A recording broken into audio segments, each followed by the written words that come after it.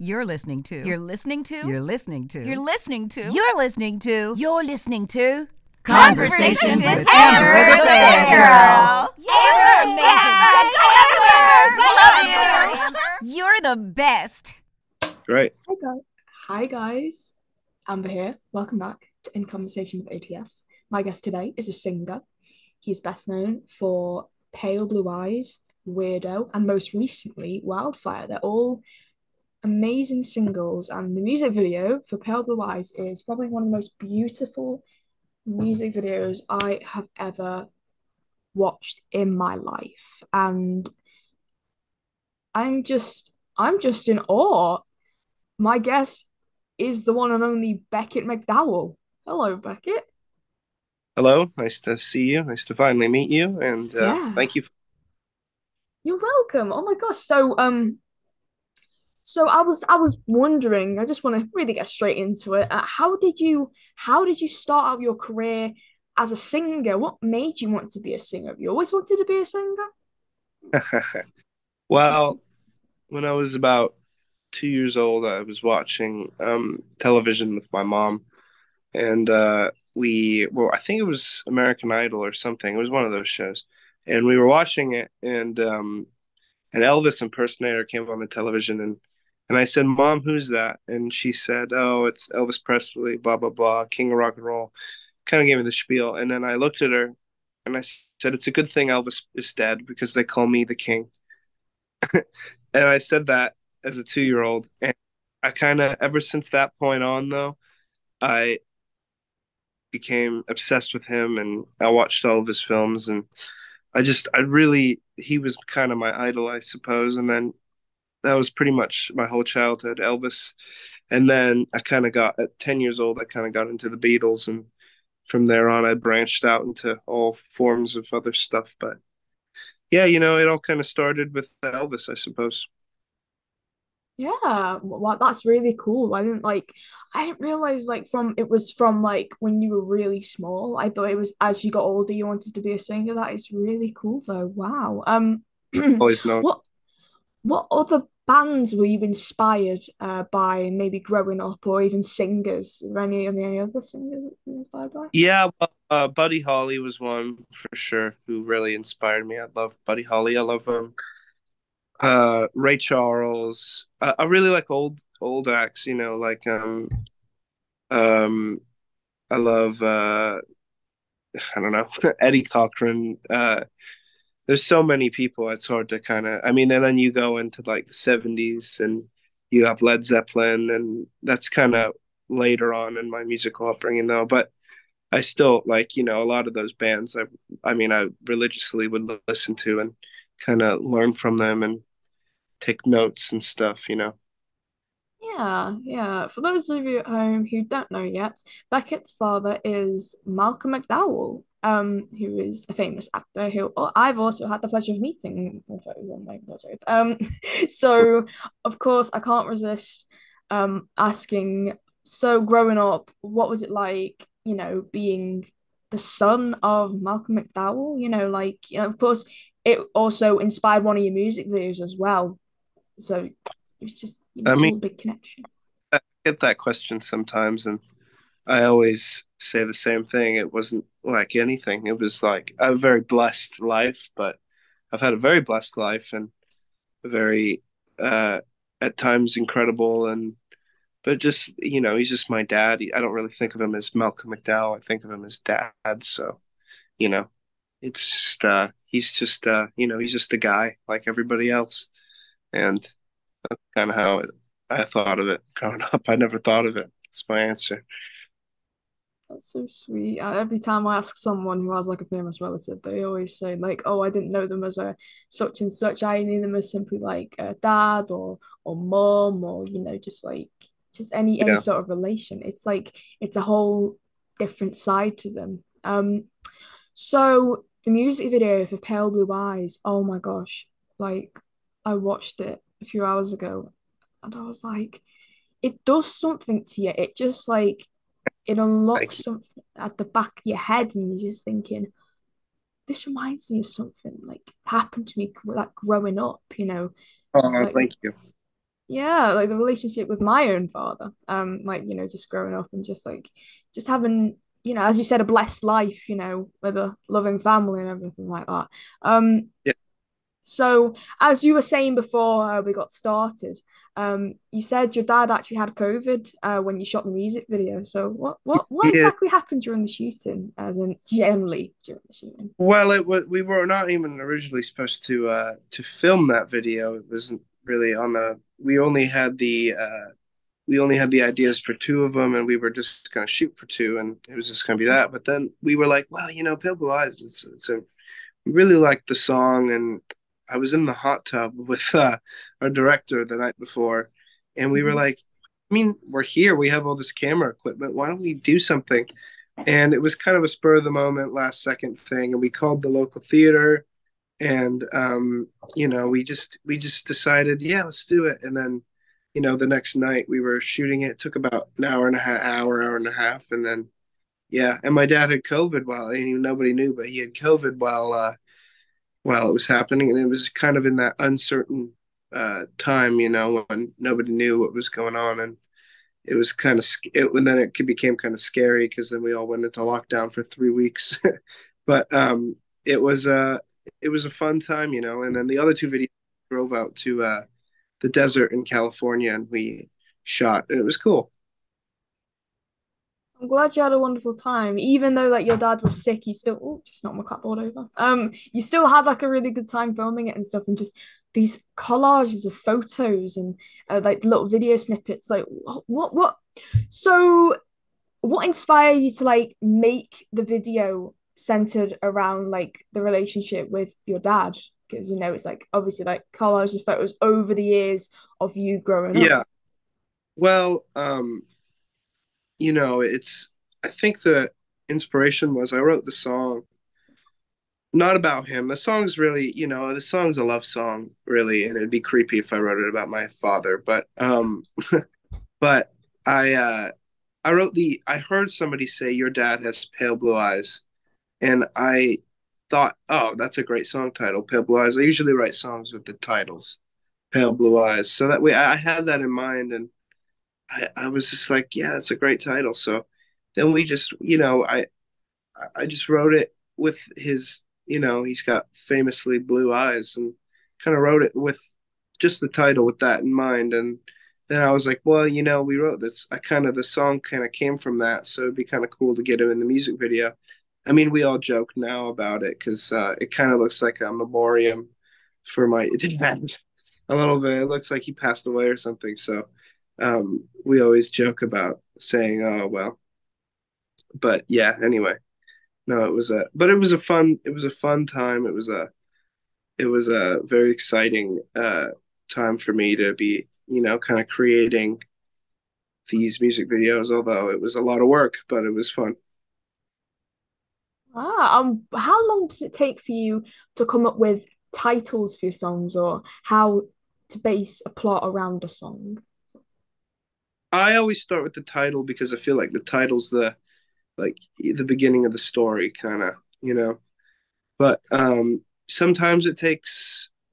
I usually what happens is I'll just randomly hear things like sayings like "Lost in Crystal Canyons" or "Pale Blue Eyes" or something like that, and I'll be like, "Oh, that's such an interesting title" or something, and then I'll just write it down. I have it in my notes. I've got like hundreds of them, and then maybe or maybe not, I'll write a song and with that title in mind. But it just depends on how I'm feeling.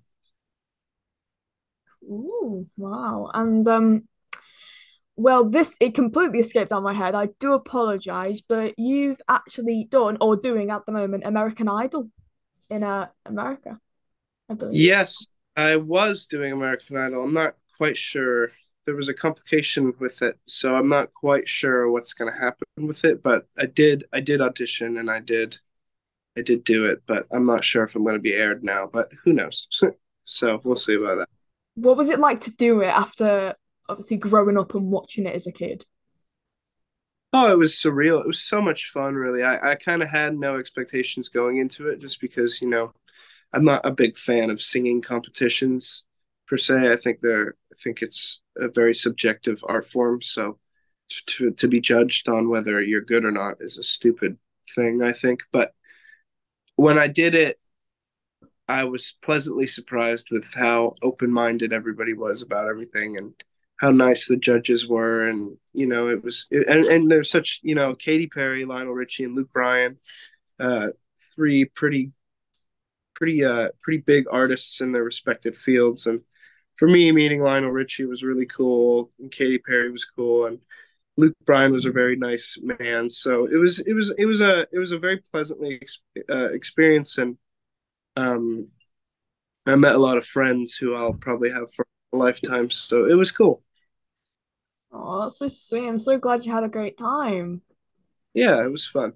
That's wonderful. So I'm going to take it back now, all the way to the beginning of, well, your first song, Weirdo, I believe. Yeah. And what inspired that song? Well, I'll tell you the story. It's a bit long, but No, it's go worth ahead. it. I love long stories. Like, My little brother Finney golfs, and so does Pierre Bouvier, who recorded the album. And during COVID, they were just golfing together. And I had previously wrote and recorded an 18-song album with another friend of ours, Denny, and I recorded it, and it was done, and I had made CDs, and over it was 2020, and my little brother Finn gave it to Pierre, and he said, "Hey, my brother worked on this," and I thought I'd hear nothing of it, kind of, and I was like, whatever. And about 2 or 3 weeks later, I got a call, and it was Pierre, and he said, "Hey, I heard your album. I listen to it every night for like when we uh, eat dinner with my family. I love it. Um, do you want to maybe work together?" And I said, absolutely, because Simple Plan are a great band, and he's a very nice guy. So um, we got together, and he said, I have this song. It was a Simple Plan song. It's called Weirdo, and I think you'd be great. We might have to change it a bit, and so we kind of changed it around. I took it home. I wrote the bridge for it, and he's like, "Oh my gosh!" And so but then we just recorded it, and it kind of came to be Weirdo as it is now. But it was originally, I mean, my little brother Finn kind of, if it weren't for him giving Pierre my CD, it probably would have never happened. And also, it was just kind of cool that it was a Simple Plan song that they just didn't use for some reason. So yeah, yeah. and you took it and you made it even better. Well, I try. Yeah. Thank you. Oh, just you're welcome. You're welcome. Who's your biggest current, like, biggest influence at the moment? Oh, at the moment, hmm. Is it I gonna really like change? I really like Coldplay. I know that's kind of I like a lot of Coldplay songs. I think they're very well written. I like Mac Miller too, the rapper. I think he was a really incredible musician and just all around Yeah. thing. But yeah, those are kind of the two I've been listening to a lot lately. I've been listening to a lot of old um what's it called? Like old soul music too. Yeah. Wow, that's really cool. If you could pick one artist or band to listen to for the rest of your life, who would you pick and why? Hmm. One artist. I'll do Or a one band? artist solo and one band. I'll Yeah, say that's fine. Elvis solo artist because he's probably my favorite of all time. I know pretty much every song, but for one band, I would say the Beatles because they have so much variety, and for how little time they were together, they made so much music and so much different music in that time together. There's, you can find a lot, you can find from anything from country to rock and roll to pop to, it just kind of goes all over the place. And they're just some of the most beautifully written, intricate songs of all time. Well, in that case, what's your favorite Elvis song and what's your favorite Beatles song or favorites? My favorites of Elvis would be A Little Less Conversation, Blue Moon, Trying to Get to You, and I like Burning Love. That's a good one. With the Beatles, my favorites are I'm only sleeping off of Revolver. A Day in the Life on Sergeant Pepper. Uh, hmm, maybe Blackbird is a great song, but uh, whew, I don't know. I'm trying to. Oh, Something is for sure in there, and I don't know. There's so many. It's hard to, you know. Yeah, yeah, I'm yeah, of more course. of a. My favorite's John Lennon, but I love them all equally. So I mean, it's kind of hard to, Yeah, yeah, it's like yeah, picking your favorite child, isn't it? kinda. Have you ever been to England before? Yeah, all the time. I have family out there. I, Oh, right. Oh, that's so I mean, cool. not but since not since COVID, but I've been a few times. Yeah, Oh, nice. I was gonna say because next time if you're ever up Liverpool, where you have to like check out like everything they do Beatles next. I know they've got the Beatles story. They've got like a massive shop on the front of the Liverpool dock, and it's yeah, just like yeah, it's just like literally just covering anything Beatles. So whenever someone brings the Beatles, I'm like, okay, next time you're in England, okay, you yeah. need to go to Liverpool because it's literally they've got a shop, they've got a Beatles experience. I mean, you can go to the what's the name of the club where they first performed that? I can't remember what it is. The Cavern Club. Cavern Club, that's it. Yeah, and along that street they had I think they had like they properly heavily advertised like the Beatles on that street. I Yeah, haven't been to Liverpool since I think last year, but I'm probably gonna go again this year. So yeah. yeah. No, I'd love to go to Liverpool. I've only been to London. When I go there because that's just where my family is. But um, yeah, I need to. My dad's from Liverpool, so I'll kind of. Oh yeah, he is. Yeah, and your dad was actually just in England just in Yeah, he was September. Yeah. in Telford, right? Yeah, Telford. Well, as everyone calls it, Wales Comic Con Telford takeovers, which makes everyone think that Telford is in Wales when it's not. It's technically in England. Yeah, my dad thought he was going to Cardiff, and then his manager goes, "No, you're going to Telford." So, um, of course, you said you haven't been since before COVID, but you said your brother went, or your brothers went. Yeah, my brother was with him in Telford. Oh wow, which one? Finn or Yeah, my little brother Finn was in was it Telford Finn? with him. Oh, that's so Yeah, cool. Yeah, I don't think I saw him. I think it was just, I think I went there at a time where it was like, it was two security guards, staff members at his table. yeah, he was probably in the room or something, just meeting everybody going around. But Yeah, yeah, that was quite fun, to be fair. Yeah. yeah, I tried to go actually. It's funny, but I couldn't because I had American Idol. I was shooting it. Wow. Next time he comes over, you should definitely come over because I'll probably be there cosplaying. I always cosplay every time I go. So, Yeah. yeah. Well, yeah, mate. Every time I try to go, I love going back to England. It's probably London's my one of my favorite cities in the world, I would say. So Yeah. yeah. I mean, like you, I haven't been to London since before COVID. The last time I went was about 3 years ago. So, which is odd because I usually make like annual trips there for, whatever reasons, but it just hasn't happened, I suppose, in the last few years. Yeah, there's never been no COVID. particular reason. Oh, go ahead. Go ahead, sorry. No, sorry, COVID messed everything up. I just said. Yeah, yeah. I was gonna say because what I think when I talk over you, it kind of and then you start talking, it cuts out your audio. So that I think that's what it's doing. So I'm trying to just like Sorry, I didn't mean to. it's okay, it's okay, it's okay. It's just how Zoom is. It's all right. Yeah, Um, yeah. So there's been no real purpose for me to go when, as you said, COVID messed things up and everything like that. yeah. Um. So of course you've just put out a new single, Wildfire. Yes, yes. Wildfire. Just I put it out on the February 10th, I believe. Yeah, it's not even a week it's been out for. Wow. And it's just had so much reception. Like, of course, because your dad's promoted it on his social media as well. Do you reckon it's had more reception than your previous songs? Like, it's been Um, really popular? yeah, it's done really well. I mean, for what it is, it's it's got about almost 20,000 views on YouTube, and which is really cool. And I'm not sure what the Spotify and Apple Music numbers are yet, but Got it on my Apple Music. yeah, well, yeah, it's been great, you know.